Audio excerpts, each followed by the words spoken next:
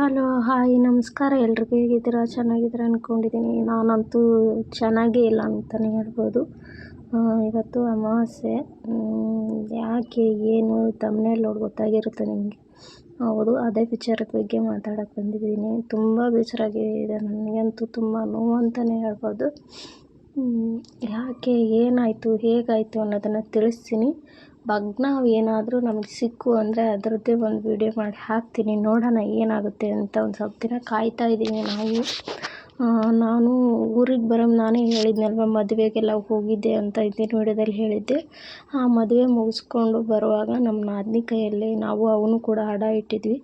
ಆ ಹಡ ಇಟ್ಟಿದ್ದನ್ನು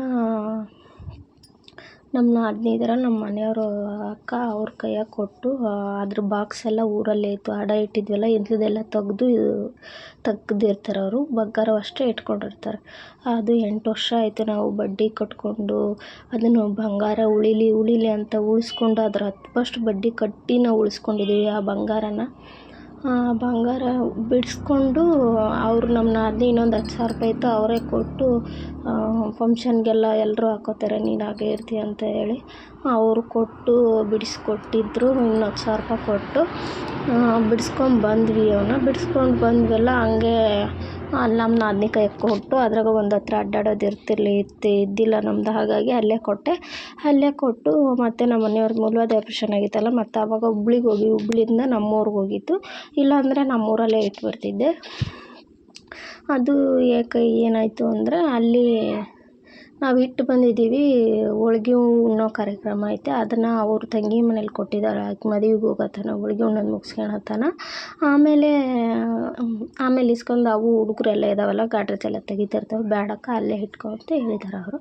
ಈಗ ತಂದು ಇಲ್ಲಿ ಇಟ್ಟಿದ್ದಾಳೆ. ಇಟ್ಟಿರೋದೊಂದೇ ಸೊನ್ನೆ ಯಾರು ಎತ್ಕೊಂಡಿದ್ದಾರೋ ಏನೋ ಗೊತ್ತಿಲ್ಲ. ಅವ್ನು ನಮ್ಮ ತಮ್ಮ ಪಾನ್ ಕಾರ್ಡ್ ಬೇಕು ಅಂತ ಕೇಳಿದಾನೆ. ಅದನ್ನು ಹುಡ್ಕೋಕ್ಕೆ ಹೋಗಿ ಇದು ಈ ರೀತಿ ಆಗಿದೆ ಅಂತ ಗೊತ್ತಾಗಿದೆ. ಈಗ ನಾವು ಹುಡುಕ್ತಾಯಿದ್ದೀವಿ, ಮಾಡೋ ಪ್ರಯತ್ನ ಅಲ್ಲ, ನೋಡೋಣ ಏನಾಗುತ್ತೆ ಏನು ಅಂತ ಗೊತ್ತಿಲ್ಲ. ಒಟ್ಟಿನಲ್ಲಿ ಈ ರೀತಿ ಆಗಿತ್ತು. ಪರಿಸ್ಥಿತಿ ಆಗಿದೆ, ಹೇಗಿದೆ ಅನ್ನೋದೇ ಗೊತ್ತಾಗ್ತಿಲ್ಲ ನನಗಂತೂ. ಏನು ಮಾಡಬೇಕು ಅಂತಲೇ ಗೊತ್ತಾಗ್ತಿಲ್ಲ. ಇವತ್ತು ಮಣ್ಣಾತ್ನ ಅಮಾವಾಸ್ಯೆ. ಅಮಾವಾಸ್ಯೆನೂ ಪೂಜೆ ಮಾಡಿದ್ದೀನಿ, ಇಲ್ಲ ಅಂತಲ್ಲ, ಬಟ್ ಮಾಡಬೇಕಾದನ್ನು ಬಸವಣ್ಣನ ವರ್ಷ ಮಾಡ್ತಿದ್ದೆ, ಒಬ್ಬಟ್ಟು ಮಾಡ್ತಿದ್ದೆ, ಎಲ್ಲ ಮಾಡ್ತಿದ್ದೆ. ಬಟ್ ಈ ವರ್ಷ ಬೇಜಾರಾಗಿದ್ದ ಕಾರಣ ನಾನು ಏನು ಮಾಡೋಕ್ಕೆ ಹೋಗಲಿಲ್ಲ. ಅಷ್ಟು ಬೇಜಾರಾಗೋಗಿದೆ ನನಗಂತೂ. ಏನು ಮಾಡಬೇಕು ಅಂತಲೇ ಗೊತ್ತಾಗ್ತಿಲ್ಲ, ದಾರಿ ಏನಂತಲೂ ಗೊತ್ತಾಗ್ತಿಲ್ಲ. ಈಗ ನೀವು ಪೊಲೀಸ್ ಕಂಪ್ಲೇಂಟ್ ಕೊಡ್ಬೋದಿತ್ತಲ್ಲ ಅನ್ಬೋದು, ಬಟ್ ಅವು ಯಾವಾಗ ಕಳೆದಿದ್ದಾವೆ, ಏನಾಗಿದೆ ಅನ್ನೋದೇ ಗೊತ್ತಿಲ್ಲ. ಅವರು ಪ್ರೂಫ್ ಕೂಡ ಕೇಳ್ತಾರಂತೆ, ಬಟ್ ಅದ್ರ ಬಗ್ಗೆ ಅಂತೂ ಐಡಿಯಾ ಇಲ್ಲ. ಒಟ್ಟಿನಲ್ಲಿ ನಾವು ದೇವ್ರ ಮೇಲೆ ಭಾರ ಹಾಕಿ ಹೇಗೆ ಏನು ಅಂತ ಹೇಳ್ತೀನಿ ಮುಂದೆ. ಅದ್ರ ಬಗ್ಗೆ ನಾನು ಮುಂದಿನ ವಿಡಿಯೋ ಮಾಡ್ತೀನಿ. ನೋಡೋಣ, ದೇವ್ರ ಮೇಲೆ ಭಾರ ಹಾಕಿದ್ದೀವಿ. ಯಾರೂ ಹೊರಗಿನವ್ರು ಮಾಡಿರೋಕ್ಕೆ ಚಾನ್ಸೇ ಇಲ್ಲ, ಅದು ನಮಗಂತೂ ಪಕ್ಕ ಗೊತ್ತು. ಯಾಕಂದರೆ ನಮ್ಮೂ ಇದ್ದಾವೆ ಅನ್ನೋದು ನಮ್ಮ ಮನೆಯವ್ರಿಗೆ ಬಿಟ್ಟರೆ ಇನ್ಯಾರಿಗೂ ಗೊತ್ತಿಲ್ಲ.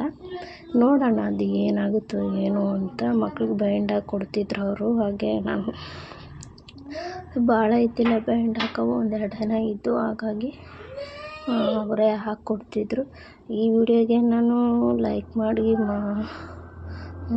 ಕಾಮೆಂಟ್ ಮಾಡಿ, ಸಬ್ಸ್ಕ್ರೈಬ್ ಮಾಡ್ಕೊಳ್ಳಿ ಅಂತ ಏನು ಹೇಳೋಕ್ಕೋಗಲ್ಲ. ಯಾಕಂದರೆ ನನ್ನ ಮನಸ್ಸಿನ ನೋವನ್ನು ನಾನು ಹಂಚ್ಕೊಂಡಿದ್ದೀನಿ ಅಷ್ಟೇ. ನಿಮಗಾಗಿ ಇಷ್ಟ ಇತ್ತು ಅಂದರೆ ಮಾಡ್ಕೊಳ್ಳಿ, ಇಲ್ಲಾಂದರೆ ಬೇಡ. ನಿಮಗೇನಾದರೂ ಚಿಕ್ಕದಾಗಿ ಏನಾದರೂ ಇದರಿಂದ ಏನಾದರೂ ಉಪಯೋಗ ಆಗ್ಬೋದು ಅಂತ ಹೇಳಿದ್ದೀನಿ.